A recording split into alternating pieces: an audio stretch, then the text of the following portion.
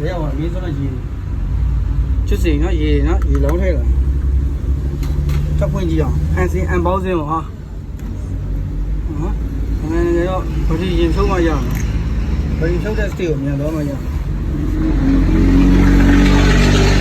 အဲ့ဒါလည်းတော့တွဲဖို့ရလားတခုလုံးရှောက်ထိုးနေမှာဟုတ်တယ်မလား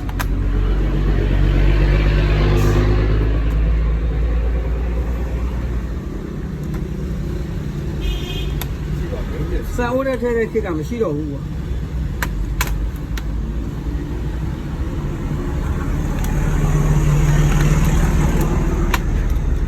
အာရောတော်တော်ပူနေဒီကပူနေပြီအခုမှလာပြသွားနော်ချက်ချင်းကြီးတယ်အိုး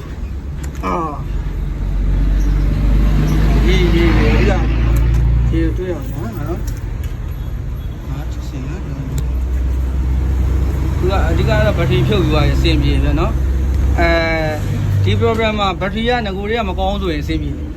သိလားဘက်ထရီကတကယ်အားလဲခံတယ်ပါညာဆိုတော့အဆင်မပြေဘူး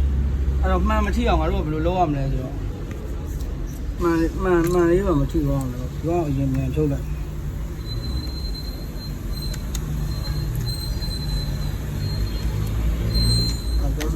ရုပ်ဒီနဲ့စပန်းလေးပါတစ်ချက်လောက်ခတ်လိုက်ထိုးလိုက်တာတော်ရအောင်ရှော့မခတ်လို့စားပေးလုံးမယ်ဆိုတော့ really လက်သေးလေးနည်းနည်းလေးအခြေချရတယ်ကိုဟုတ်ရတယ်ကိုဟုတ်ခါလိုက်တဲ့နဲ့ကျူးပါတက်တဲ့ကျိုးอ่ะမှန်နားမှာလေနော်မှန်နားမှာလေရိုက်သွားစင်ပြေလောက်တော့ဟုတ်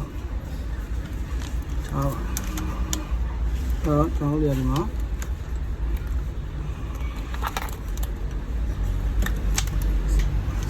ဒီကောင်ရှိတော့မှန်လေးပါမှန်နည်းနည်းခွာကြည့်လိုက်ညီပြမှန်တော့မှရေဆိုရင်မှန်လေးဖြုတ်ပြီးတော့ကျိုးလေးဖြုတ်ပြီးထိုးတာလို့ရတယ်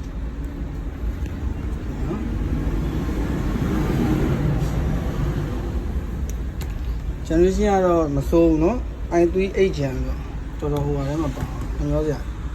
ဘာဖြစ်မလဲစက်ကြည့်ကြအောင်